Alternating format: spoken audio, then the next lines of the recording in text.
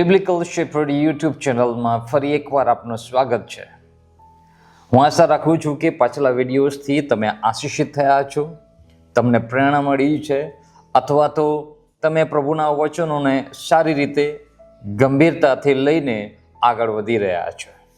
આજે ફરી એકવાર અમે એક નવા વિષયને લઈને તમારી પાસે આવવાની ઈચ્છા રાખીએ છીએ, જે વિષય છે દાન અર્પણ આપવાની બાબત. આપણે દરેક પ્રભુમાં આવ્યા પછી દાન આપતા થઈ જઈએ છીએ. આપણે પ્રભુના કામોને માટે કે બીજાઓને સહાય કરવાને માટે, ગરીબને મદદ કરવા માટે કે અનાથો કે વિધવાને માટે આપણે મદદરૂપ થવાના હેતુસર આપણે દાન અર્પણ આપતા હોઈએ છીએ. સો બાઇબલમાં અનેક વિષયો વિશે વર્ણન કરવામાં આવ્યું છે અને તેમાંનો એક વિષય દાન અર્પણનો વિષય પણ છે. શરૂઆતથી જ તમે જોશો તો દાન આપવાના વિષયમાં પરમેશ્વરના અનેક વચનો તમને જોવા મળશે. સો એક બાઇબલના વિશ્વાસુ તરીકે અને બાઇબલનો અભ્યાસ કરનાર વિદ્યાર્થી કે જિજ્ઞાસુ વ્યક્તિ તરીકે આપણે બાઇબલમાં આ વિષયમાં શું કહેવામાં આવ્યું છે તેનું સ્પષ્ટીકરણ જાણવું આપણી ફરજ છે.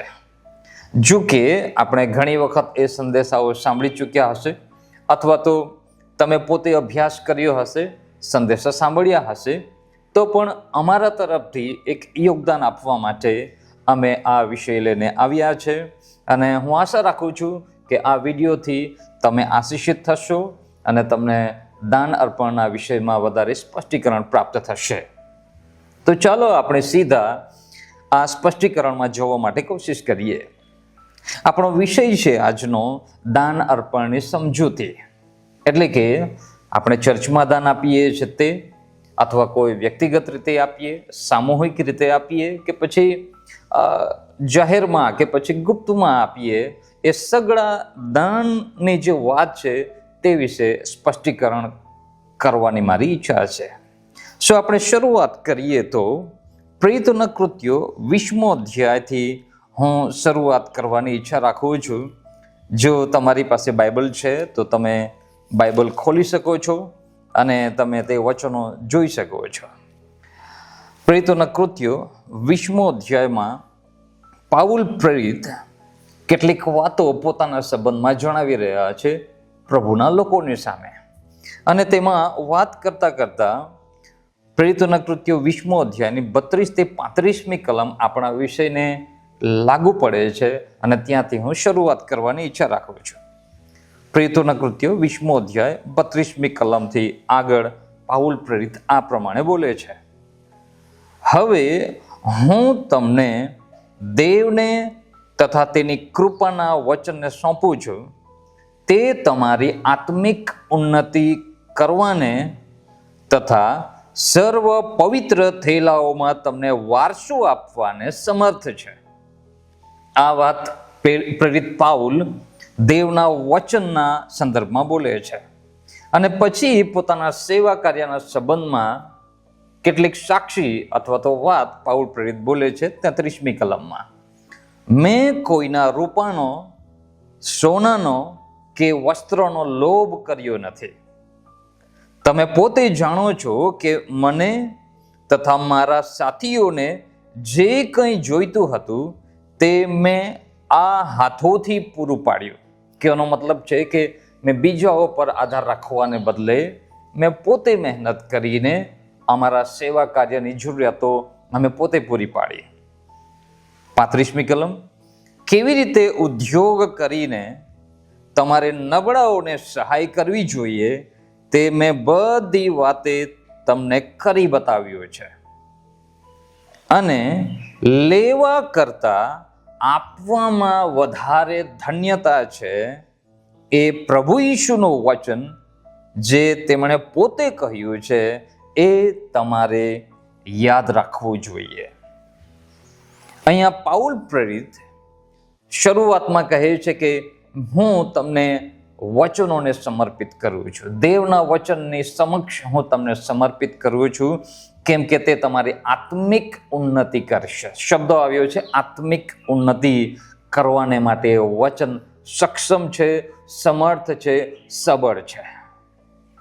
પણ પછી પોતાની સાક્ષી તરીકે કહે છે કે જ્યારે આર્થિક વિષય આવે છે, પૈસાની વાત જ્યારે આવે છે, ત્યારે મેં કોશિશ કરી કે હું તમારા પર બોજારૂપ ન થાઉં અને હું પોતે કામ કરીને અમારી આર્થિક જરૂરિયાતો અમે પોતે પૂરી પાડીએ. અને એ કેમ કર્યું તેના વિશે પાઉલ પ્રેરિત કહે છે કે જેથી અમે તમને નમૂનો આપીએ કે મહેનત કરીને પૈસા કમાઈને પછી આપણે નબળાઓને કેવી રીતે સહાય કરી શકીએ. પાઉલની પાસે દાન આપનાર કોઈ નહોતું એવું નહોતું. અનેક લોકો દાન આપવા માટે તૈયાર હતા અને આપતા પણ હતા, પરંતુ આ વિશ્વાસીઓને, પ્રભુના લોકોને મહેનત કરીને પૈસા કમાઈને દાન કેવી રીતે આપવાનો અથવા બીજાઓને મદદ કરવું, પ્રભુના કામમાં ઉપયોગી થવાના વિષયમાં નમૂનો આપવા માટે પાઉલ પ્રેરિત અહીં પોતે કામ કરીને નમૂનો આપવા માટે કોશિશ કરે છે. અને પછી તે જે બહુ ફેમસ વાક્ય છે અથવા વચન છે તે વિશે અહીં તે બોલે છે કે લેવા કરતાં આપવામાં વધારે ધન્યતા છે.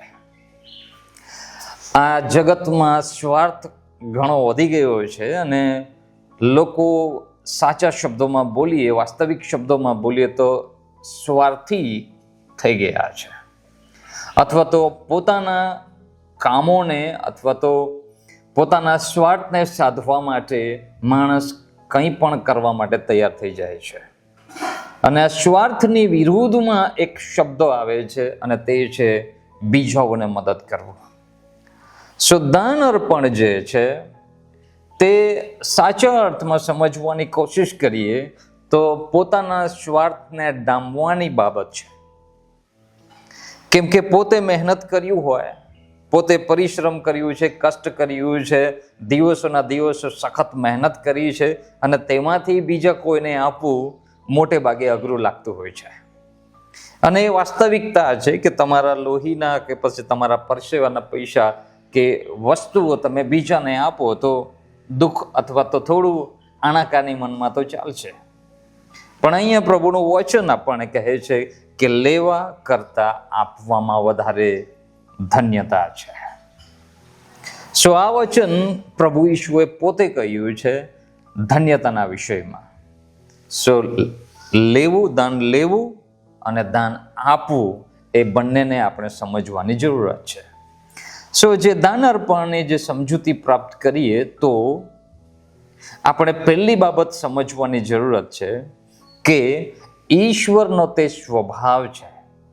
દાન આપવું, મદદ કરવું, આપવું એ ઈશ્વરની પ્રકૃતિ છે, ઈશ્વરનો ગુણ છે. જીવિત પરમેશ્વરનો એ સ્વભાવ છે કે તે આપે છે. આપવું એ તેમની આદત છે, તેમનો સ્વભાવ છે. ઈશ્વર કેવા છે? ઈશ્વર આપનાર ઈશ્વર છે. ઈશ્વરે આપ્યું છે શરૂઆતથી જ. અને એના માટે જો બાઇબલમાંથી આપણે વચન જોઈએ તો પ્રેરિતોના કૃત્યો તેના 17મો અધ્યાયમાં આપણે તપાસ કરીશું. પ્રેરિતોના કૃત્યો 17મો અધ્યાય અને તેની 24થી લઈને 25મી કલમ સુધીમાં આપણે વાંચવાની કોશિશ કરીએ કે જે આપવાના વિષયમાં ઈશ્વરના સ્વભાવને દર્શાવે છે. પ્રેરિતોના કૃત્યો 17મો અધ્યાય અને તેની 24 અને 25. જે દેવે જગત તથા તેમાંનું સગળું ઉત્પન્ન કર્યું, તે આકાશ તથા પૃથ્વીનો પ્રભુ હોવાથી હાથે બાંધેલા મંદિરોમાં રહેતો નથી. 25મી કલમ. તેમને માણસોના હાથની સેવા જોઈતી નથી. કેમ કે તેને કશાની ગરજ નથી, તેમને કશાની જરૂરત નથી, કેમ કે તે પોતે આ સગળું ઉત્પન્ન કરીને આપણને આપે છે. તેને કશાની જરૂર નથી. જીવન, શ્વાસોચ્છ્વાસ તથા સર્વ વસ્તુઓ તે પોતે સર્વને આપે છે. સાંભળ્યું તમે? સર્વ પોતે સર્વને આપે છે. ઈશ્વરનો એક પહેલો સ્વભાવ છે અને તે છે આપવાનો સ્વભાવ. તે દરેક મનુષ્યને પ્રેમ કરે છે, આખી સૃષ્ટિ પ્રત્યે તેમનો પ્રેમ છે અને પ્રેમ હંમેશા આપે છે. પ્રેમ હંમેશા આપવાની ધગશ અને ઈચ્છા રાખે છે. અને ઈશ્વર પ્રેમ છે અને તે પ્રેમથી સગળાને જીવન, શ્વાસ અને દરેક વસ્તુઓ પૂરી પાડે છે. સો મારો પહેલો વિષય જે છે તે તમારે સમજવાની જરૂરત છે કે ઈશ્વરનો સ્વભાવ છે કે તે આપણને આપે છે. બીજું એક વચન હું તમને જૂનો કરારમાંથી બતાવવાની ઈચ્છા રાખું છું અને તે છે જકરિયામાં. જકરિયા 10મો અધ્યાયમાં આ પ્રમાણે લખ્યું છે, 10મો અધ્યાયની પહેલી કલમ. જે યહોવા વીજળીઓનું ઉત્પન્ન કરતા છે તે યહોવાની પાસે તમે પાછલા વરસાદની મોસમમાં વરસાદ માંગો. તે માણસોને વરસાદના ઝાપટા તથા દરેકને ખેતરમાં લીલોતરી આપશે. અહીંયા પ્રભુનું વચન ઈશ્વર આપણને સારી ઋતુઓ અથવા તો વરસાદના મોસમમાં વરસાદ આપશે તે વિશે વાતચીત કરે છે. વરસાદ વિશે મેં કેમ આ વચન બોલ્યો? કેમ કે વરસાદને લીધે જ કે પાણીને લીધે જ આ પૃથ્વી સજીવ રહેશે અને તે નિર્જીવ થશે નહીં. એનાથી જ આપણું જીવન ટકી રહેશે.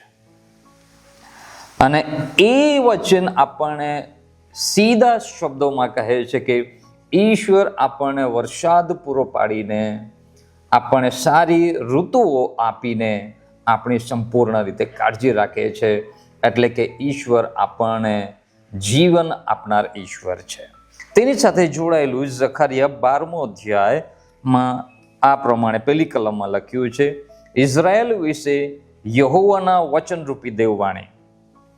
આકાશોને વિસ્તારનાર, પૃથ્વીનો પાયો નાખનાર તથા મનુષ્યોની અંદરના આત્માનો સર્જનહાર યહોવા આ પ્રમાણે કહે છે કે. સો અહીંયા તમે જોશો તો આકાશોને વિસ્તારનાર, પૃથ્વીનો પાયો નાખનાર અને ત્રીજો શબ્દ મૂકવામાં આવ્યો છે મનુષ્યની અંદરનો આત્માનો સર્જનહાર ઈશ્વર છે. સો મારા શરીર, પ્રાણ અને આત્માનું સર્જન કરનાર, આપણા બધાને સર્જન કરનાર ઈશ્વર પોતે છે. સો જો આટલા વચનો જો તમે સમજ્યા હોય તો તમને સ્પષ્ટ થશે કે ઈશ્વરનો સ્વભાવ છે આપવાનો. તેમણે આકાશ અને પૃથ્વી ઉત્પન્ન કર્યા અને આપણને આપ્યા. તેમણે આ પૃથ્વી પર વનસ્પતિ અને સગળું ઉત્પન્ન કર્યું. ઉપરાંત તેમણે આપણને પોતાને ઉત્પન્ન કર્યા અને તેની સાથે ઈશ્વરે આપણા માટે જોઈતું જીવન, શ્વાસ અને તમામ વસ્તુઓની ભેટ આપી છે. આપણે આ પૃથ્વી અને આકાશનો માલિક નથી, ઈશ્વર પોતે છે. અને તેમ છતાં ઈશ્વર તેમના સ્વભાવને લીધે, તેમની પ્રકૃતિને લીધે, તેમના ગુણને લીધે, તેમના લક્ષણને લીધે આપણને આ સગડું આપે છે. કેટલા સારા પ્રભુ છે! તે આપનાર ઈશ્વર છે. સો આપણે દાન અર્પણની વાત સમજીએ, દાન આપીએ છીએ તો તેમાં મારે અને તમારે સમજવાની જરૂરત છે આ તો ઈશ્વરનો સ્વભાવ છે. અને જ્યારે હું અને તમે દાન અર્પણ આપીએ છીએ અથવા તો દાન આપીએ છીએ ત્યારે કંઈક અંશે આપણે ઈશ્વરના સ્વભાવને પ્રગટ કરીએ છીએ. સ્વાર્થ એ શેતાનનો ગુણ છે. લાલચ એ શેતાનનો ગુણ છે. લોભ એ શેતાનનો ગુણ છે. અને એને ટેકલ કરવા માટે અથવા તો એને નિષ્ફળ કરવા માટે આપણે દાન આપતા શીખવું જોઈએ. આપણે આપનાર વ્યક્તિ બનવું જોઈએ કે જેથી આપણે ઈશ્વરીય સ્વભાવમાં રૂપાંતરિત થઈ શકીએ. સો મારો બીજો મુદ્દો હવે આવશે. પહેલો મેં તમને કહ્યું કે એ ઈશ્વરનો સ્વભાવ છે. બીજું એ પ્રેમનું પારખું છે. પારખું એટલે કે પરીક્ષા. ઈશ્વર પ્રત્યે તમારો પ્રેમ કેવો છે તેની પારખ, તેની કસોટી, તેની પરીક્ષા તમારા આપવાના વિષયથી થઈ શકે છે. એટલું તો છે કે જે કોઈ વ્યક્તિ પ્રભુનો સ્વીકાર કરે છે તો તે પ્રભુ આપનાર પ્રભુ છે. અને તે પ્રભુને તમે માનો છો, તેમના પર વિશ્વાસ કરો છો અને તમે દાવો કરો છો કે હું જીવિત ઈશ્વરમાં વિશ્વાસ કરું છું, તો યાદ રાખજો કે તે આપનાર ઈશ્વર છે અને તે તમારા પ્રેમનું પારખું કરવાની ઈચ્છા રાખે છે. જો તમે જૂનું કરાર વાંચ્યું હોય તો ઇબ્રાહિમ અને સારાને પ્રભુએ 25 વર્ષ પછી દાન આપ્યું, બાળકનું દાન. અને તે દીકરો ઇબ્રાહિમને માટે ઘણો વહાલો હતો, કેમ કે 100 વર્ષની ઉંમરે પ્રથમ બાળક તેમને થયું હતું અને તે બાળક તેને અતિ પ્રિય હતું. અને તેમ છતાં એક દિવસે ઈશ્વર આ ઇબ્રાહિમની પરીક્ષા કરવા માટે એક કોશિશ કરે છે અને પ્રભુ તેમની પાસે આવીને કહે છે કે ઇબ્રાહિમ, તારો દીકરો જે તને ઘણો વહાલો છે, પ્રિય છે, તેને તું બલિદાન આપ. હવે આ પ્રભુ પ્રત્યેના પ્રેમનો પારખું, પ્રભુ પ્રત્યેના વિશ્વાસની કસોટી ઇબ્રાહિમની હતી. પણ આપણે વાંચીએ છીએ ઉત્પત્તિના પુસ્તકમાં કે ઇબ્રાહિમ એ પ્રેમના પારખામાં અથવા પ્રેમની કસોટીમાં, પ્રભુ પ્રત્યેની કસોટીમાં પાસ થયા અને તેમણે પોતાનો એકનો એક દીકરો પાછો રાખ્યો નહીં, પણ પ્રભુને માટે અર્પણ કરવા માટે તૈયાર થયો. અને એના હૃદયને પ્રભુએ જોયું અને પ્રભુએ તે દીકરાને બચાવી લીધો અને ઇબ્રાહિમને પાછો આપી દીધો. સો તમે જોયું કે ઇબ્રાહિમની પરીક્ષા પ્રભુએ કરી, દીકરાનું બલિદાન કરવા કીધું અને તે તૈયાર થયો આપવા અને તે પરીક્ષામાં પાસ થયા. એ જ રીતે હવે જોઈએ કે આ તો ચલો મનુષ્યની પરીક્ષા પ્રભુએ કરી, તો પ્રભુએ બી એ પરીક્ષામાં ભાગ લીધો અને શું કર્યું જાણવું છે? યોહાન 3 અધ્યાયની 16મી કલમ આપણે બધા જાણીએ છીએ, કેમ કે દેવે જગતને એટલી પ્રીતિ કરી કે તેમણે પોતાનો એકાકી જન દીકરો આપ્યો. એટલા સારું કે જે કોઈ તેમના પર વિશ્વાસ કરે તેમનો નાશ ન થાય, પણ તે અનંત જીવન પામે. અહીંયા આપણે જોઈએ છે કે દેવે પોતાનો એકાકી જન દીકરો આ માણસ જાતને માટે આપ્યો, જગતને આપ્યો. જૂનો કરારમાં આપણે વાંચીએ છીએ ઇબ્રાહિમના સંદર્ભમાં કે દેવે પોતાના પ્રત્યેના ઇબ્રાહિમની પ્રેમની કસોટી કરી દાન માગીને. પણ દાન શું માગ્યું? પૈસા નથી માગ્યા, દીકરો માગ્યો. અને પછી વર્ષો જતા દેવ પોતે પણ પોતાના એકાકી જન દીકરા પ્રભુ ઈસુ ખ્રિસ્તનું દાન આપીને પોતાના પ્રેમને પ્રગટ કરે છે અથવા તો પોતાનું દાન પ્રગટ કરે છે. એટલા માટે કોરિન્થમાં લખવામાં આવ્યું છે, દેવના અનિર્વાચ્ય દાનને માટે પ્રભુની સ્તુતિ થાવ. સો મારા પ્રિય, દાન કોઈ એક સામાન્ય વિષય નથી. આપણે બસ આવ્યા અને થેલીમાં દાન નાખી દીધું, એનાથી વિશેષ બાબતો છે. દાન હંમેશા ઈશ્વરના સ્વભાવને પ્રગટ કરતો હોવો જોઈએ. અને બીજી બાબત, દાન પ્રભુ પ્રત્યેના પ્રેમની પારખ છે, કસોટી છે. તમે ખરા અર્થમાં પ્રભુને પ્રેમ કરો છો તેનું પ્રગટીકરણ તમારું દાન અર્પણ છે. હવે જ્યારે બી કોઈ પણ દિવસે તમે દાન આપો છો, જાહેરમાં કે ગુપ્તમાં, ચર્ચમાં કે બીજી જગ્યાએ, તો યાદ રાખજો મારા પ્રિયો કે તમે પ્રેમને લીધે, પ્રભુ પ્રત્યેના પ્રેમને લીધે તમે દાન આપો છો. એને લગતું જો વચન તમારે વાંચવું છે તો હું તમને 2 કોરિન્થી 8મો અધ્યાય અને 8મી કલમ તરફ દોરી જવાની ઈચ્છા રાખું છું. ત્યાં પાઉલ પ્રેરિત શું બોલે છે તે આપણે વાંચવાની અથવા સાંભળવાની કોશિશ કરીએ. કોરિન્થીઓને 2 પત્ર 8મો અધ્યાય અને 8મી કલમમાં પાઉલ પ્રેરિત આ પ્રમાણે બોલે છે, હું આજ્ઞાની રૂએ નહીં પણ બીજાઓની ઉત્કંઠાને ધોરણે તમારી પ્રીતિનું પારખું કરવાને આ કહું છું. ત્યાં શબ્દો આવ્યો છે પ્રીતિ. પ્રીતિ એટલે પ્રેમનું પારખું કરવા માટે હું આ વાત લખી રહ્યો છું. આખો વિષય કોરિન્થીઓને 2 પત્ર 8મો અધ્યાય દાન અર્પણના વિષયમાં વાતચીત કરે છે અને તેમાં પાઉલ પ્રેરિત કહે છે કે પ્રેમનું પારખું કરવા માટે હું તમને દાન આપવા માટે કહી રહ્યો છું. સો મેં તમને 2 બાબતો અત્યાર સુધી કહ્યું દાન અર્પણના વિષયમાં. દાન આપવું અથવા આપવું એ ઈશ્વરનો સ્વભાવ છે, ઈશ્વરની પ્રકૃતિ છે, ઈશ્વરનો ગુણ છે, ઈશ્વરનું લક્ષણ છે.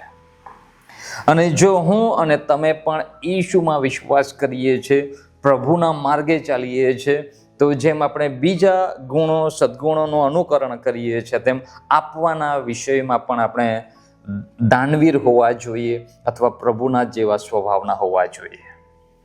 જે કોઈ વ્યક્તિ પ્રભુમાં આવે અને તેમ છતાં સ્વાર્થી હોય તો મને નથી લાગતું, અથવા જો તે વ્યક્તિ લાલચુ હોય અથવા પોતાનું જ હિત વિચારતો હોય તો મને નથી લાગતું કે તે વ્યક્તિ સાચા અર્થમાં પ્રભુના સ્વભાવમાં રૂપાંતરિત થયો છે. સો મારા પ્રિય, જો તમે દાવો કરો છો કે તમે પ્રભુને પ્રેમ કરો છો તો તમારે પ્રમાણ આપવું પડશે, તમારે એ પરીક્ષામાં પાસ થવું પડશે, તમારા પ્રેમની સાબિતી આપવી પડશે, અને તે સાબિતી એક પ્રકાર છે આપવાથી. સો આપતા શીખો મારા પ્રિય. હવે આ દાન અર્પણની સમજૂતીમાં ત્રીજી બાબત હું તમારી આગળ લાવવાની ઈચ્છા રાખું છું. આપણે જ્યારે પણ કોઈને મદદ કરીએ કે દાન અર્પણ આપીએ તો યાદ રાખજો, એ ખુશીથી, રાજી ખુશીથી, આનંદને લીધે આપવામાં આવતું હોવું જોઈએ. બળજબરીથી નહીં, ખેદ રાખીને નહીં, ઈચ્છા ના હોય તો એ આપવું જ પડે એવી રીતે નહીં, ફરજિયાત નહીં કે બળજબરીપૂર્વક નહીં. જ્યારે પણ તમે દાન અર્પણ આપો છો અથવા દાન આપવાની ઈચ્છા રાખો છો, ખુશીથી આપો. ખુશીથી આપનારને દેવ ચાહે છે એવું આપણે વારંવાર સાંભળ્યું છે. અને એ સંદર્ભમાં આપણે જોઈએ 2 કોરિન્થી 9મો અધ્યાય અને તેની 7મી કલમમાં તે વચન આપણને વાંચવા મળે છે. જેમ દરેકે પોતાના હૃદયમાં અગાઉથી ઠરાવ્યું છે તે પ્રમાણે તેણે આપવું.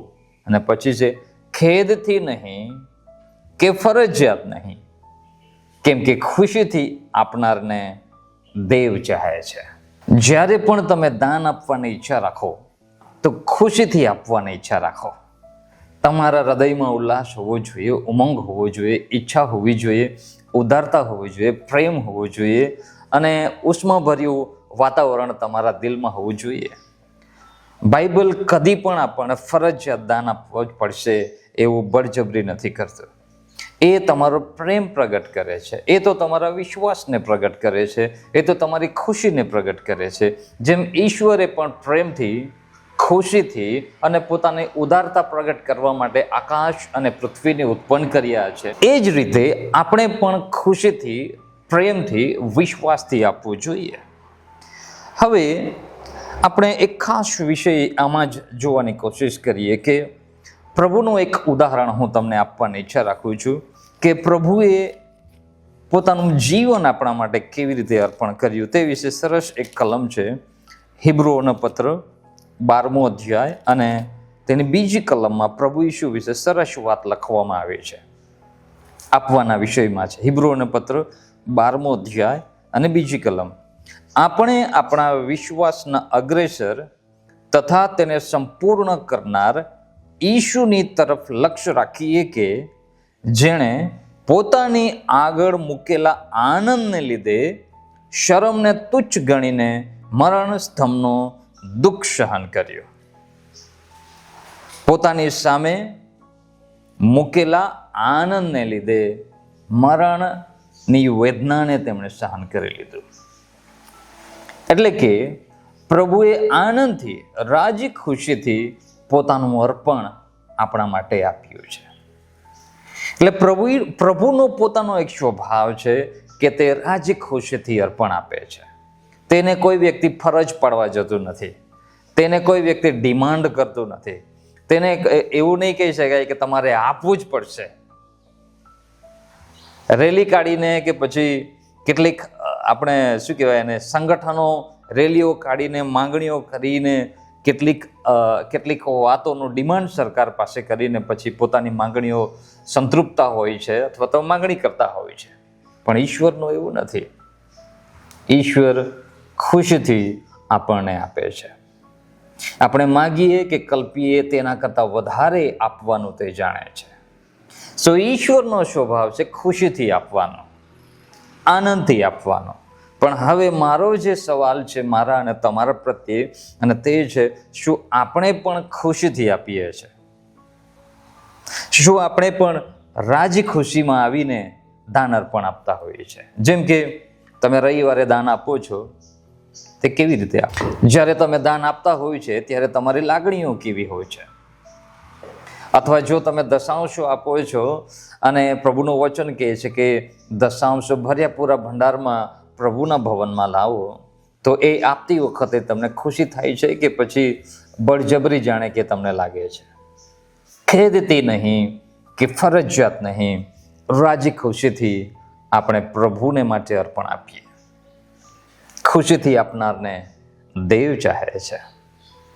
સો તેનું બીજું એક ઉદાહરણ તમે જોશો તો કાઈન અને હાબેલનું ઉદાહરણ તમે જુઓ. કાઈન અને હાબેલ બંને સગા ભાઈ હતા. પૃથ્વી પર હજુ તેમના મા બાપ પછી તેમની શરૂઆત થયેલી છે અને તેઓ પોતપોતાના વ્યવસાયમાંથી, પોતપોતાના ઉત્પાદનમાંથી પ્રભુને માટે દાન અર્પણ લઈને જાય છે. કાઈન થોડું લઈ જાય છે અને હાબેલ પણ લઈ જાય છે. પણ આપણે વાંચીએ છીએ કે કાઈન અને તેના અર્પણને પ્રભુએ માન્ય કર્યું નહીં, અને પ્રભુએ હાબેલ અને તેના અર્પણને માન્ય કર્યું. તે કેમ માન્ય કર્યું અને કેમ માન્ય નથી કર્યું તેના વિશે ઘણા લોકોને સવાલ હોય છે, અને એના વિશે હું એક નવો વિડીયો બનાવવાની ઈચ્છા રાખું છું. જો પ્રભુની ઈચ્છા હશે તો હું જરૂર એમાંથી એક સંદેશો બોલવાની ઈચ્છા રાખું છું, અને એમાં ઘણું બધું શીખવા જેવું છે. પણ ત્યાં બે અર્પણની વાત કરવામાં આવી છે, બે વ્યક્તિઓના અર્પણની વાત કરવામાં આવી છે, અને એકના અર્પણને અને આપનાર વ્યક્તિને પ્રભુએ માન્ય કર્યું, જ્યારે બીજાના અર્પણને અને તે વ્યક્તિને પ્રભુએ માન્ય કર્યું નથી. સો આ જે ઉદાહરણો છે તે આપણને શીખવે છે કે આપણે જ્યારે પ્રભુ પાસે આવીએ છીએ, પ્રભુની પાસે કશુંક લઈને આવીએ છીએ, તો આપણે રાજી ખુશીથી અર્પણ આપતા શીખીએ, રાજી ખુશીથી દાન આપતા, રાજી ખુશીથી મદદ કરતા શીખીએ. 3 બાબતો અત્યાર સુધી આપણે શીખી ગયા દાનના વિષયમાં. દાન આપવું કે આપવું એ ઈશ્વરનો સ્વભાવ છે. બીજું એ આપણે પ્રેમને લીધે આપીએ છીએ અને પ્રેમની કસોટી છે. અને ત્રીજું આપણે ખુશીથી આપવું જોઈએ, કેમ કે ખુશીથી આપનારને દેવ ચાહે છે. હવે ચોથો વિષય અગત્યનો છે, અને તે છે આ જે દાન જે છે તે ઈશ્વરના કાર્યોને માટે આપવામાં આવતું દાન છે. ફરીથી બોલવું છે, જે કોઈ દાન આપણે આપીએ છીએ તે ઈશ્વરના કામોને ધ્યાનમાં રાખીને આપણે દાન આપતા હોઈએ છીએ. એ સરકારના કામ માટે કે વ્યક્તિના પોતાના વ્યક્તિગત કામોને પાર પાડવા માટે નથી, પણ ઈશ્વરના કામો આ ધરતી પર કરવા માટે આપણે મદદરૂપ થવાની ઈચ્છાથી આપણે દાન અર્પણ આપતા હોઈએ છીએ. આપણે શરૂઆતથી જ વાંચીએ તો પ્રભુના કામને માટે દાન આપવામાં આવ્યા એવા અનેક ઉદાહરણો આપણે વાંચીએ છીએ. ખાસ કરીને ઉત્પત્તિના પુસ્તકમાં કે પછી નિર્ગમનના પુસ્તકમાં કે જૂનો કરાર કે નવો કરારમાં દાનની વાત જ્યારે આવે છે ત્યારે તે ઈશ્વરના કાર્યોને પાર પાડવાના સંદર્ભમાં વાતચીત કરવામાં આવે છે.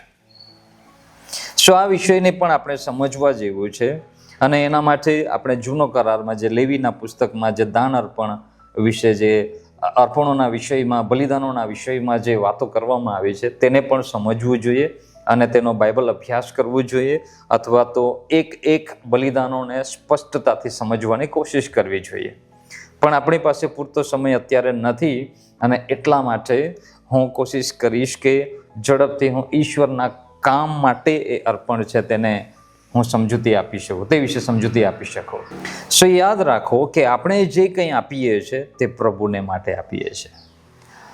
શમુએલ નામ તમે ઘણી વાર સાંભળ્યું હશે, અને શમુએલના નામનો અર્થ થાય છે કે પ્રભુ પાસેથી માગ્યો, અથવા તો પ્રભુ પાસેથી માંગી લો. પણ પછી તે વ્યક્તિના વિષયમાં જ્યારે આપણે અભ્યાસ કરીએ તો તેની મમ્મી તેમને પ્રભુને માટે અર્પિત કરી દે છે. કેમ કે તેમણે વાયદો કર્યો હતો કે જો પ્રભુ તમે મને દીકરો આપશો તો હું તમને ફરીથી આપી દઈશ તમારા કામ કરવાને માટે.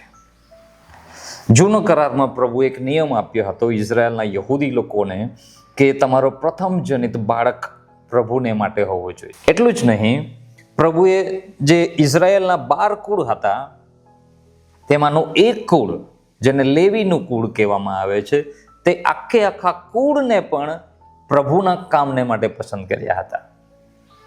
પ્રભુના કામોને પાર પાડવા માટે પ્રભુએ તેઓની પસંદગી કરી હતી. પછી જ્યારે વાત કરીએ તો પ્રભુ આ ઇઝરાયલના યહૂદી લોકોને પસંદ કર્યા, તો તેના વિષયમાં બાઇબલ કહે છે કે મારી સેવા કરવા માટે મેં તમને બોલાવ્યા છે. એટલે કે આખા દેશને પ્રભુએ પોતાની સેવાને માટે પસંદ કર્યા. શરૂઆતથી આપણે જોઈએ અને પછી નવો કરારમાં જ્યારે પ્રવેશ કરીએ છીએ ત્યારે પ્રભુ ઈસુ વિશે કહેવામાં આવ્યું છે કે પ્રભુને માટે પસંદ કરવામાં આવેલો સેવક, અથવા તો પ્રભુ દ્વારા અભિષિક્ત કરવામાં આવ્યા પ્રભુ ઈસુને, કે જેથી પ્રભુને માટે તે ઉપયોગમાં આવે. અને પછી પ્રભુ સ્વર્ગમાં ગયા પછી પ્રભુએ મંડળીનું નિર્માણ કર્યું અને પ્રભુએ જેમ વાયદો કર્યો હતો, હું મારી મંડળી બાંધીશ અને તેની સામે હાદેશની સત્તાનું જોર નહીં ચાલશે. અને તેમાં હવે પ્રભુ મંડળીનું સર્જન કરે છે કે જેથી તે પ્રભુના કામ માટે ઉપયોગમાં આવે. આ જે આખો ઇતિહાસ મેં તમને જણાવ્યું તેમાં લોકોની વાત કરી, અર્પણોની વાત કરી, બલિદાનોની વાત કરી અથવા દાનની વાત કરી, તો તેમાં પ્રભુને માટે આપવા માટેની વાત ચાલે છે.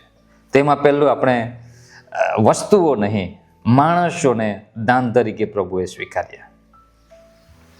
બીજું, પ્રભુને માટે આપણે કેવળ મનુષ્ય અર્પિત થઈએ છીએ એવું નથી હોતું, પણ આપણે આપણી કેટલીક વસ્તુઓમાંથી પણ પ્રભુના કામને માટે આપતા હોઈએ છીએ. જેમ કે આપણા ધનમાંથી કે સંપત્તિમાંથી કશુંક આપીએ.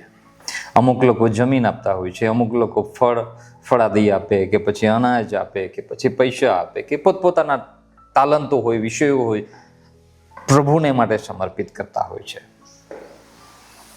આપણું જે દાન અર્પણ છે, આપણું જે દાન છે, તે યાદ રાખવાનું છે કે તે પ્રભુના કામોને માટે આપવામાં આવતું દાન છે.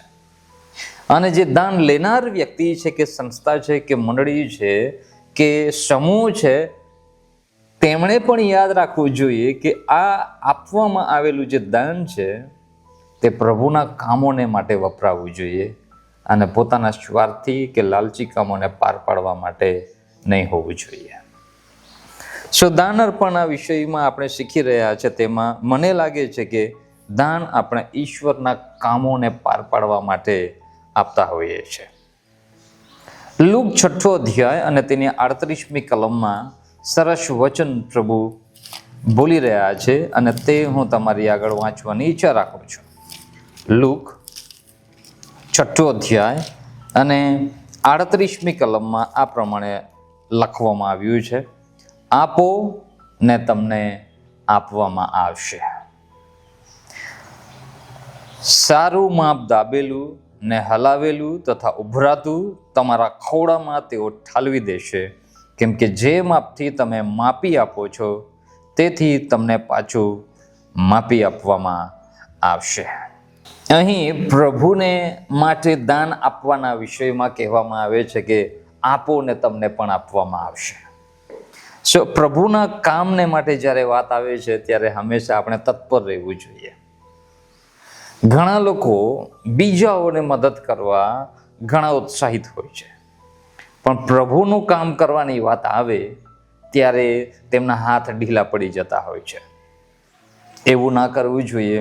આપણે પ્રભુને માટે દાન અર્પણ આપતા શીખવું જોઈએ. જૂનો કરારમાં મૂસાના જમાનામાં એક ખાસ બાબત બની હતી દાનના વિષયમાં. પ્રભુએ મૂસાને આજ્ઞા આપી હતી કે મુલાકાત મંડપની રચના કરવામાં આવે અને તેના માટે મૂસાએ દાન આપવા માટે વસ્તુઓ અથવા પોતપોતાની શક્તિ પ્રમાણે કશુંક આપવા માટે જણાવ્યું. તો લોકો એટલું બધું દાન અર્પણ લઈને આવ્યા કે વસ્તુઓ લઈને આવ્યા કે મૂસાએ જાહેરાત કરવી પડી કે હવે ના લાવશો, કેમ કે જેટલું આપણને જરૂરત છે તેના કરતાં વધારે આપવામાં આવ્યું છે.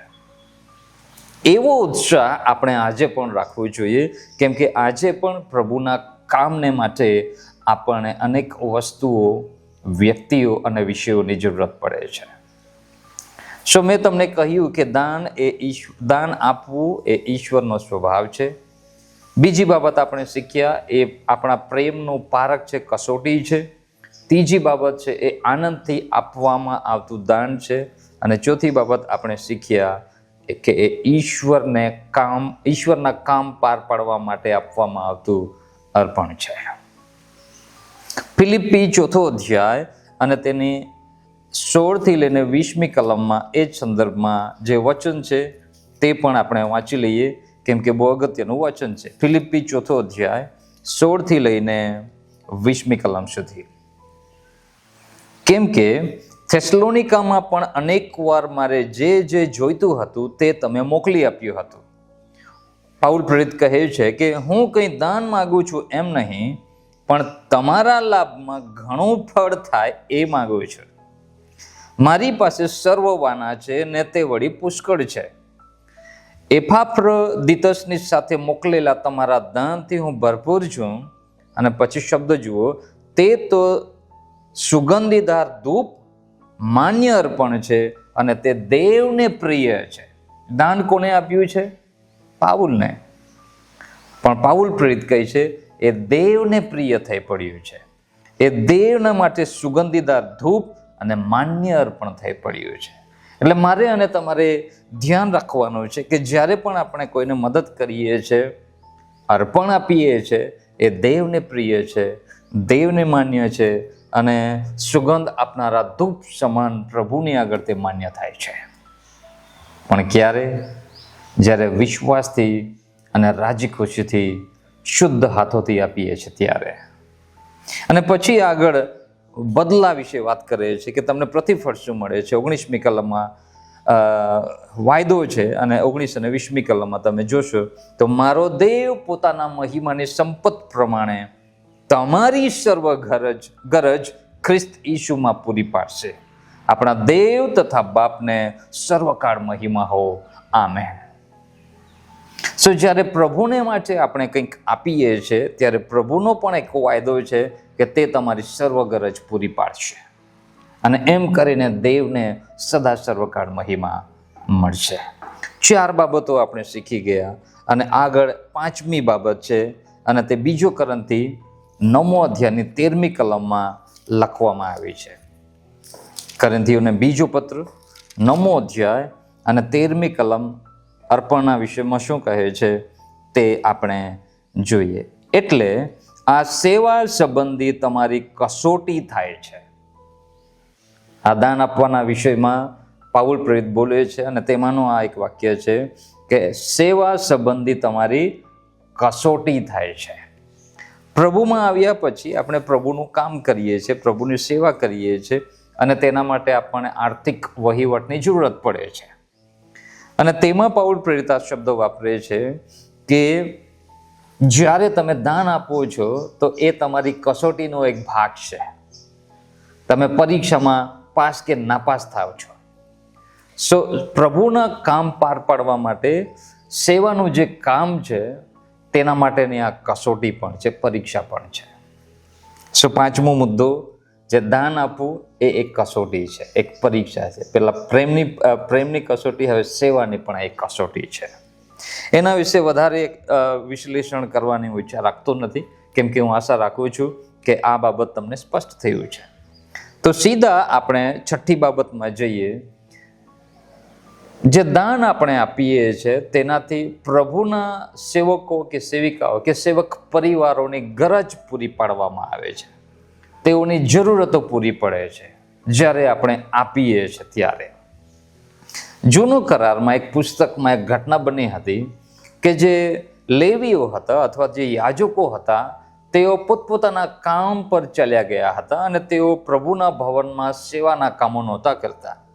તપાસ કરવામાં આવી તો જાણવા મળ્યું કે બાકીના લોકો કોઈ પણ મંદિરમાં દાન અર્પણ લઈને આવતા નહોતા.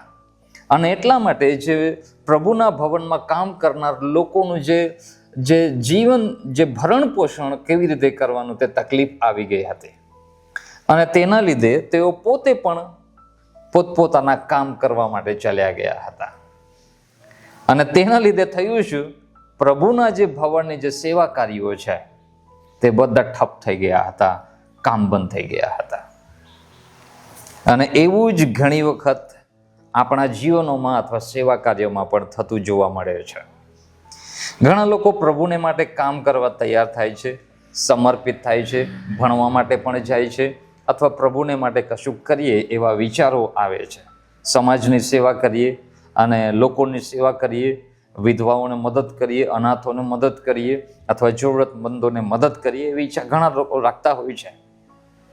પ્રભુને માટે સમર્પિત અનેક સેવકો અને સેવિકાઓ છે, પણ અમુક વખત એવું બને છે કે જે મંડળીના લોકો કે પ્રભુના લોકો તેમની કાળજી રાખતા નથી. એનો અનુભવ મને પોતાને પણ છે અને અનેક સેવકો અને સેવિકાઓને છે કે જે સંતો છે અથવા તો પ્રભુના લોકો છે જે સેવામાં જોડાયેલા છે તેમની જરૂરિયાતો પૂરી પાડવામાં આવતી નથી.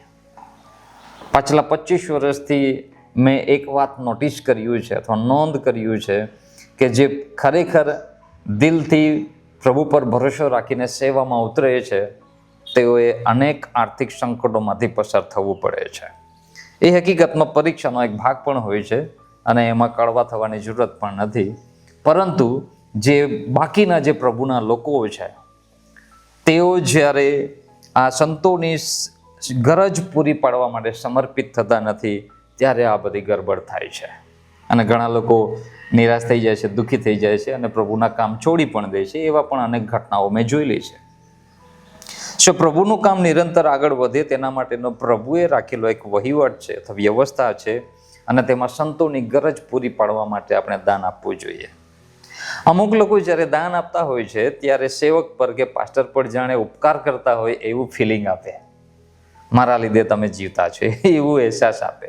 અને એટલા માટે પણ પાળક સાહેબો અમુક લોકો પાસેથી દાન સ્વીકાર કરતા નથી અથવા સ્વીકારવાની ઈચ્છા રાખતા નથી. જ્યારે પણ તમે દાન આપો છો મારા પ્રિય, ત્યારે યાદ રાખો એ ઈશ્વરનો સ્વભાવ છે, એ તમારા પ્રેમનું પારખું છે.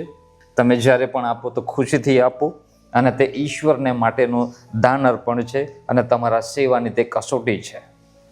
પણ યાદ રાખજો, તમે આપેલા દાનને લીધે જે યાજક વર્ગ છે, જે સેવા કરનાર પરિવાર છે, તેમનું આજીવિકા અથવા તો ભરણ પોષણ થાય એવું પ્રભુએ ઠરાવેલું છે. એને લગતું વચન મેં તમારી આગળ વાંચ્યું. તો અહીંયા નજીકમાં જ એ વચન છે જે હું તમારી આગળ વાંચવાની ઈચ્છા રાખું છું. કોરિન્થીઓને બીજો પત્ર 8મો અધ્યાય અને 9મો અધ્યાય તેના વિશે અનેક વાતો બોલે છે અને સંતોની જે ગરજ પૂરી પાડવા માટેનું જે વચન છે તે કોરિન્થીઓને પહેલો પત્ર 9મો અધ્યાયમાં તમને જોવા મળશે. કોરિન્થીઓને પહેલો પત્ર 9મો અધ્યાય અને તેની 14મી કલમ આ પ્રમાણે કહે છે, જેઓ સુવાર્તા પ્રગટ કરે છે તેઓ સુવાર્તાથી પોતાની આજીવિકા ચલાવે એમ પ્રભુએ ઠરાવ્યું છે. જે સેવા કરે છે તે મંડળીના લોકોના દાન અર્પણોથી પોતાની આજીવિકા ચલાવે એવી વ્યવસ્થા પ્રભુએ રાખેલી છે. મંડળીના પ્રભુના લોકોની એક જવાબદારી આવે છે, નૈતિક જવાબદારી, કે જો સેવકો અને સેવિકાઓ તમારી આત્મિક જરૂરિયાતો પૂરી પાડે છે, જો તેઓ તમારી આત્મિક ઉન્નતિ થવામાં મદદરૂપ થાય છે, તો તેઓની સાંસારિક જરૂરિયાતો પૂરી પાડવી એ તમારી ફરજ છે, એ તમારું પણ કર્તવ્ય છે. અને એ સંતોની જરૂરિયાતો પૂરી પાડે છે એ વિષયમાં તમે અનેક વાતો શીખી શકો છો.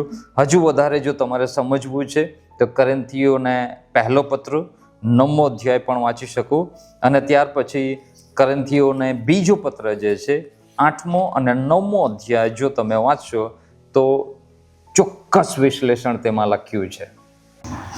હવે એક ખાસ છેલ્લી બાબત તરફ આપણે ધ્યાન દોરીએ તો વધારે સ્પષ્ટીકરણ થશે અને એ બહુ અગત્યનું છે કે જ્યારે દાનની વાત આવે ત્યારે એનો ઘણો લાંબો ઇતિહાસ છે કે એનો ઘણો દુરુપયોગ પણ કરવામાં આવ્યો છે. ઇતિહાસ ગવાહ છે કે અનેક સંસ્થાઓ કે મંડળીઓ કે ધર્મોમાં આ દાનનો વહીવટમાં ગડબડ થયું છે. દર વખતે એવું થયું છે એવું જરૂરી નથી, પરંતુ દાન આપવામાં આવ્યું હોય અને તેનો દુરુપયોગ કરવામાં આવ્યો હોય, તેનો ખોટો વહીવટ કરવામાં આવ્યો હોય એવા અનેક કિસ્સાઓ આપણે ન્યૂઝપેપરમાં સાંભળીએ છીએ અથવા તો ઇતિહાસમાં આપણે વાંચીએ છીએ. અને એટલા માટે આપણે આ દાનના વિષયમાં એક સાવધાની પણ રાખવાનો હોય છે. એટલે મેં જાણી જોઈને જે 7મો મુદ્દો છે તે સાવધાની રાખવાના વિષયમાં નક્કી કર્યો છે. આજે સાવધાનીના વિષયમાં આપણે જોઈએ તો પાઉલ પ્રેરિત ખાસ વાત લખે છે કોરિન્થીઓને બીજો પત્ર 8મો અધ્યાય 20 થી લઈને 22મી કલમમાં. આ દાનનો અમે વહીવટ કરીએ છીએ તે વિશે કોઈ અમારા પર દોષ ન મૂકે તે બાબત અમે સંભાળ રાખીએ છીએ. ફરીથી વાંચ્યું છે, આ દાનનો અમે વહીવટ કરીએ છીએ તે વિશે કોઈ અમારા પર દોષ ન મૂકે તે બાબત અમે સંભાળ રાખીએ છીએ, કાળજી રાખીએ છીએ, સાવધાની રાખીએ છીએ. 21મી કલમ, માત્ર પ્રભુની જ નજરમાં નહીં પરંતુ માણસની નજરમાં પણ જે યોગ્ય છે તે વિશે અમે કાળજી રાખીએ છીએ. અહીં બે બાબતો પાઉલ પ્રેરિત કહે છે કે પ્રભુની નજરમાં પણ અમે સાવધાન રહીએ છીએ અને લોકોની નજરમાં જે શોભિતું છે તે પણ અમે સાવધાન રહીને કરવાની કોશિશ કરીએ છીએ. જેમ કે ચર્ચમાં દાન અર્પણ આપવામાં આવે છે તો તેનો સુયોગ્ય વહીવટ થવો જોઈએ, તેની નોંધ રાખવી જોઈએ અને તેની આવક અને જાવકના હિસાબ રાખવા જોઈએ. તેનો ખોટો ઉપયોગ ના થવો જોઈએ. એટલું જ નહીં, ભારત સરકારના નિયમ પ્રમાણે આપણે ઓડિટિંગ પણ કરાવવાનું હોય છે તો તે વિશે પણ આપણે કાળજી રાખવી જોઈએ.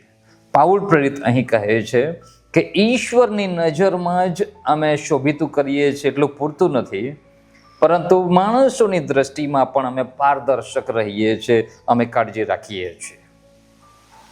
જ્યારે દાનની વાત આવે છે ત્યારે જે ખજાનચી પર આરોપ મૂકવાની ઘણી સંભાવનાઓ હોય છે, દોષિત થવાની સંભાવના વધી જાય છે અને એટલા માટે આપણે સાવધાન રહેવાનું છે. જો તમને કહાની યાદ હોય અથવા તો ઘટના યાદ હોય તો પ્રભુ ઈસુના 12 શિષ્યો હતા અને તેમાંનો એક વ્યક્તિ થેલી રાખતો હતો જેનું નામ યહૂદા ઇસ્કરિયત હતો અને તે દાનનો વહીવટ કરતો હતો, પણ તે આખરે દોષિત ઠર્યો અને તેણે તો પોતાના જ પ્રભુ અને તારનારને પણ દોષિત ઠરાવ્યો અથવા તો દગો દીધો, પરસ્વાધીન કર્યો. એટલું ભયાનક થઈ ગયું હતું. આ જે દાનનો વહીવટ છે કરવું બહુ અઘરું હોય છે, કેમ કે જ્યારે પ્રશ્ન પૂછવામાં આવે અથવા તો કોઈ આરોપ મૂકે, દોષ મૂકે તો તેનો જવાબ તમારી પાસે હોવો જોઈએ. પાઉલ પ્રેરિત પણ એ વાતની કાળજી રાખીને કહે છે કે આ દાનનો અમે વહીવટ કરીએ છીએ પણ અમે કાળજી રાખીએ છીએ. પ્રભુ પણ જો અમારી પરીક્ષા કરે, પ્રભુ પણ જો અમને પ્રશ્ન પૂછે, પ્રભુ પણ અમારી પાસે હિસાબ લેશે તો તેમની આગળ પણ અમે સ્પષ્ટતાથી જવાબ આપવા માટે તૈયાર રહીશું. અને એટલું જ નહીં, જો મંડળીના લોકો, પ્રભુના લોકો, દાન આપનાર લોકો પણ જો સવાલાત કરે તો ત્યારે પણ અમે સ્પષ્ટીકરણ કરવા માટે તૈયાર રહીએ છીએ.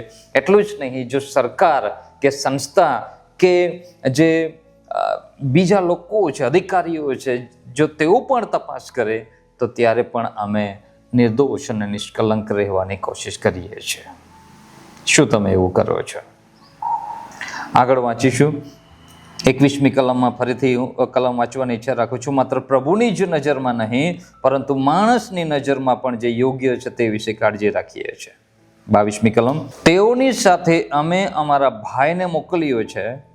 ઘણી બાબતોમાં ઘણીવાર અમે એની કસોટી કરીએ છીએ અને તે અમને ઉદ્યોગી માલુમ પડ્યો છે, પણ તમારા પર તેનો ઘણો વિશ્વાસ હોવાથી તે હમણાં વધારે ઉદ્યોગી માલુમ પડ્યો છે.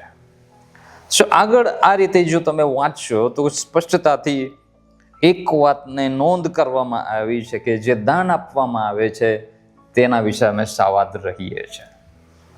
યાદ રાખજો કે દાન આપણું નથી, એ પ્રભુ માટેનું છે અને એટલા માટે આપણે ડર રાખવો જોઈએ. મારી એક વ્યક્તિગત ગવાહી અથવા સાક્ષી બોલવા માંગુ છું અથવા અનુભવ બોલવાની ઈચ્છા રાખું છું. એક વર્ષે એક પરિવારમાં હું ગયો હતો અને ત્યાંનો જે એક દીકરો છે તે કોલસાની ખાણમાં ટ્રકના ડ્રાઈવર તરીકે અથવા તો કંડક્ટર તરીકેનું કામ કરતો હતો અને હું તેમના ઘરે ગયો હતો અને બેઠો વાતો કરી અને થોડા સમય, કલાક પછી પ્રાર્થના કરીને ઘરે જવા માટે વિદાય થતો હતો. ત્યારે તે જે જુવાન છોકરો છે તેણે મને 100 રૂપિયા દાન આપ્યા. અને પછી હું ઘરે આવ્યો અને સૂતા પહેલા મારી પાસે જે 100 રૂપિયા તેમણે દાન આપ્યા તે કાઢીને હું કબાટમાં જે ખાનું છે તેમાં મૂકતો હતો. અને પૈસા હાથમાં મેં જોઈએ અને પછી મેં વિચારવું પડ્યું કે આ 100 રૂપિયા છે, માત્ર 100 જ દેખાય છે, પરંતુ મેં તેના આખા દિવસ વિશે વિચાર કરવા લાગ્યો કે તે આખો દિવસ કામ કરે છે અને આખા દિવસમાં જે કામ કરે કોલસાની ખાણમાં ત્યારે તેને 200 રૂપિયા મળે છે. અને આ જે 200 રૂપિયા એને મળ્યા છે તેમાંથી 100 એણે પોતાની પાસે રાખ્યા અને 100 રૂપિયા મને આપ્યા. અને એ જે 100 રૂપિયા મેં જોયા તો મને મારો હાથ એમ થરથર કાપવા લાગ્યો. મને ડર લાગવા માંડ્યો કે આ પૈસાનો હું કેવી રીતે ઉપયોગ કરીશ. આ વ્યક્તિ ત્યાં કોલસાની ખાણમાં કામ કરીને મહેનત કરી છે, પરસેવો પાડ્યો છે, અને એણે મને પાસ્ટર સમજીને, સેવક સમજીને 100 રૂપિયા દાન આપ્યા છે. એને હું કેવી રીતે ઉપયોગ કર્યો? અને હું સાચું બોલું છું, તે 100 રૂપિયા મેં કબાટના તે ખાનામાં અઠવાડિયું સુધી મૂકી રાખેલા. મને વાપરવાની ઈચ્છા નહોતી થતી. મને ડર લાગી ગયો હતો કે આ પૈસા વાપરવાને હું લાયક નથી એવું મને લાગેલું. અને પછી અઠવાડિયું સુધી મેં સખત મહેનત કરી સેવા કાર્યોમાં, ઘણી મુલાકાતો કરી, પ્રાર્થનાઓ કરી, અને પછી અમારી પાસે બીજા પૈસા હતા નહીં, એટલે આખરે તે પૈસાનો અમે સારો ઉપયોગ કર્યો.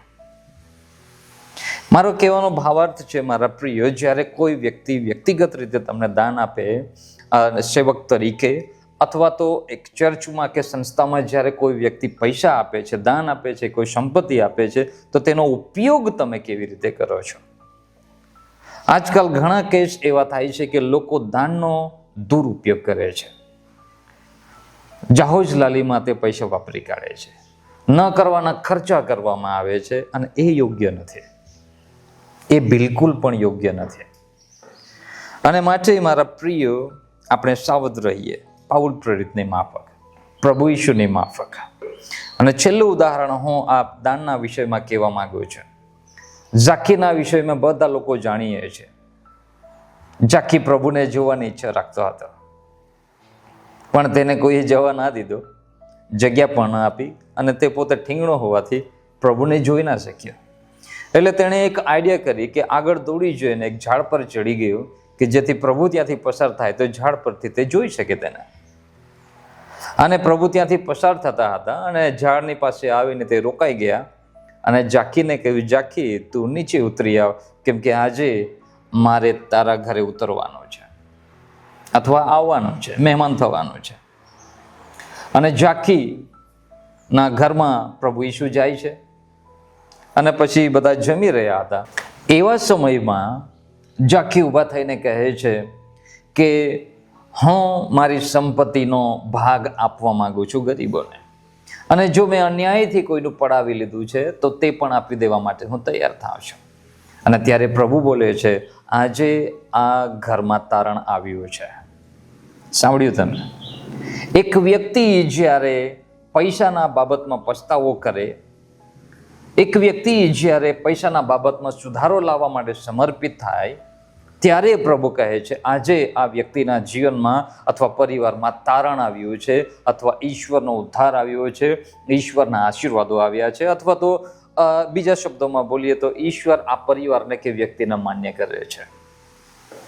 શું મારા ભાઈઓ અને બહેનો, બાળકો અથવા યુવાનો અને યુવતીઓ, સેવકો અને સેવિકાઓ અને વડીલો જેઓ મારું સાંભળી રહ્યા છે, તે સર્વને હું કહેવા માંગુ છું, ચાલો આપણે ઈશ્વરને માન્ય થઈએ એવી રીતે અર્પણ કરીએ.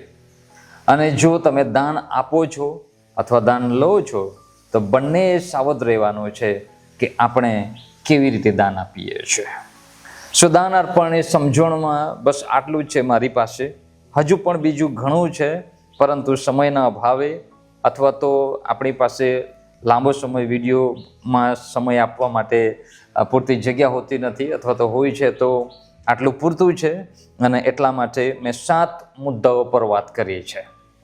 તેમાં મેં કહ્યું કે એ ઈશ્વરનો સ્વભાવ છે. બીજું મેં કહ્યું કે એ પ્રેમનું પારખું છે. ત્રીજી બાબત આપણે જોયું કે આપણે ખુશી છે એના લીધે દાન આપીએ છીએ. ચોથી બાબત આપણે જોયું એ ઈશ્વરના કામોને પાર પાડવા માટેનું અર્પણ હોય છે. અને પાંચમું છે એ સેવા કાર્યોની કસોટી છે. અને છઠ્ઠી બાબત કીધું કે એ સેવકોની જરૂરિયાતો પૂરી પાડે છે, સેવાના કામ પાર પાડવાને માટે જરૂરિયાતો પૂરી પાડવા માટે આપવામાં આવતું અર્પણ છે. અને સાતમી બાબતને આપણે જોઈ ગયા, આપણે સાવધાન રહેવાનું છે. રખેને આપણે દોષિત ઠરીએ, રખેને આપણને કોઈ નિર્દોષ ના ગણે. પાઉલ પ્રેરિતની સાથે આપણે પણ કહેવાનું છે, આ દાનનો વહીવટ અમે સાવધાનીપૂર્વક કરીએ છીએ કે જેથી માણસોની આગળ અને ઈશ્વરની આગળ પણ અમે નિર્દોષ અને નિષ્કલંક રહી શકીએ. આ વચનો થકી દરેકને પ્રભુ આશીર્વાદિત કરે. મે ગોડ બ્લેસ યુ.